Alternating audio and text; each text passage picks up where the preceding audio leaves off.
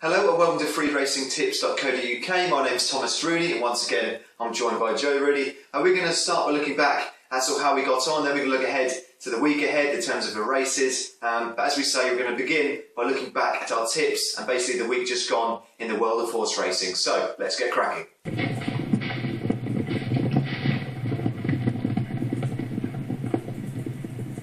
Okay, so as mentioned, we're going to start by looking back at the week just gone, and as far as the results go this week, apart from the Diamond Jubilee Stakes of Royal Ascot, where we had a couple of good tips, it's been a rather funny old week. It really has. Although we did have a 7-4 winner in Monday's premium tips, so that's a positive. And Joe's going to mention a bit more about the Diamond Jubilee success that I talked about.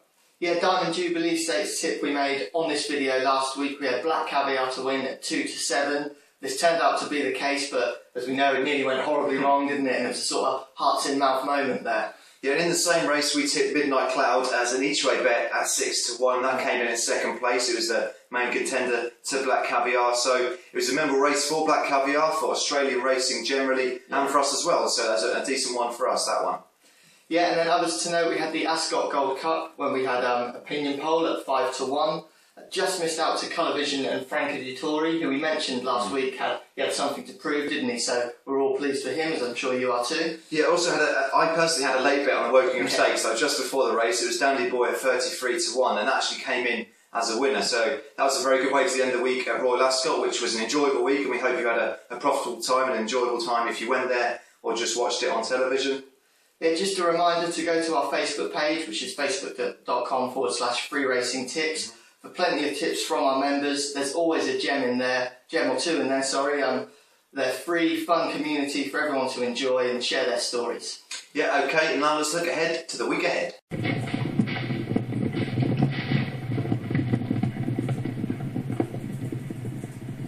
Okay, the first race to look at is on Saturday. We've got the Irish Derby at Curragh, which is obviously the Irish equivalent of the Epsom Derby, in this race that everyone's looking forward to, including ourselves.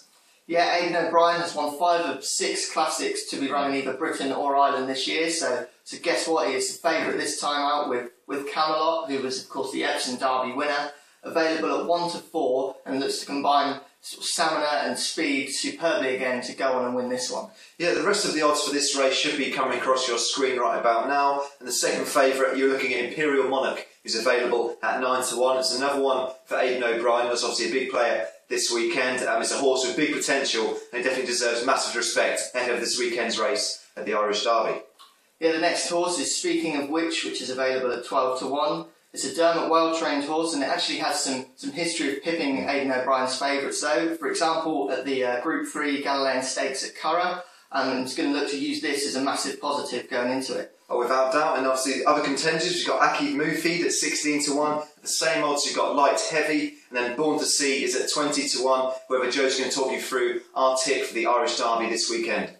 Yeah, we're going for Camelot. In our eyes, just unstoppable, cannot look beyond.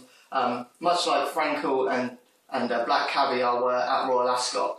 Okay, however, we just want to stick an each-way bet in as well, because we're trying to replicate the Diamond Jubilee Stakes success, which we talked about earlier. And in that mind, for each way bet, we're going for Speaking of which. It's available at 12-1 for the win, and we reckon it can be a massive contender to Camelot this weekend and probably get second place. So each way bet, we're going for Speaking of which.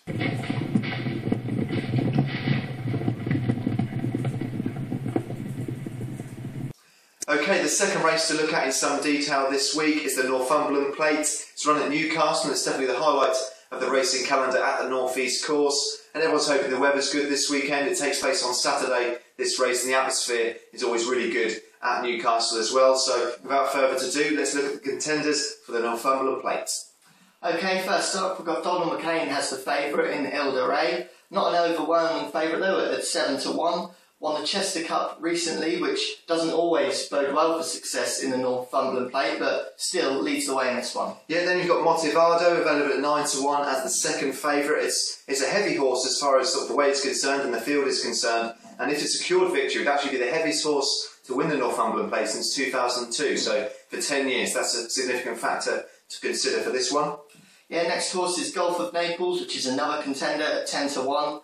Fourth in the Gold Cup at Ascot, then third in the Chester Cup, so been in contention, but Mark Johnson, he wants a winner. He said, we've left him in the plate as it looks like being soft, so he thinks conditions could suit them here. The other contenders, all available between 12 to 1 and 14 to 1. There's some funny names in here, so we'll try and get through them. They've got Deauville Flyer, Tominator, Figaro, Montaf and Themar, all available at 12 to 1 and 14 to 1, as I say, so definitely in the mix. But Joe's going to talk about our tip for the Northumberland Plate. Yeah, it has to be Motivado, available at 9 to 1, as mentioned, and we think has the class to really shine through here.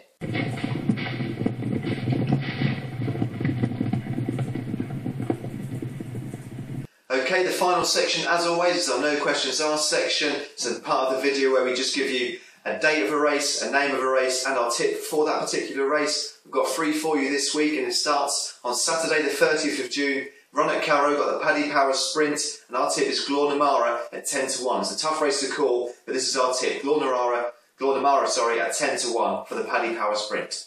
Okay, next up is the Clutterbucks restaurant at the Weesheath Exning Handicap, which is a complete mouthful to say, but more importantly, it's the 2040 at Newmarket on Friday, and our tip is Mainline at 6 to 1. Yeah, finally we've got the Betfred Bonus King Bingo Handicap. It's the 1555 at Newcastle on Saturday. And much talked about horse is our tip. It's Hollins. It's a Mickey Hammond trained horse, and it's available at 16 to 1. So plenty of value for that one at the Betfred Bonus King Bingo Handicap on Saturday. And just finally, got the facebook.com/free racing tips is where you need to go for all our latest tips, and there's plenty of advice from our members and stuff like that, and latest on the races we're looking at. But I hope you have a good week. That's it from us for now, and we'll speak to you next time. Thank you very much.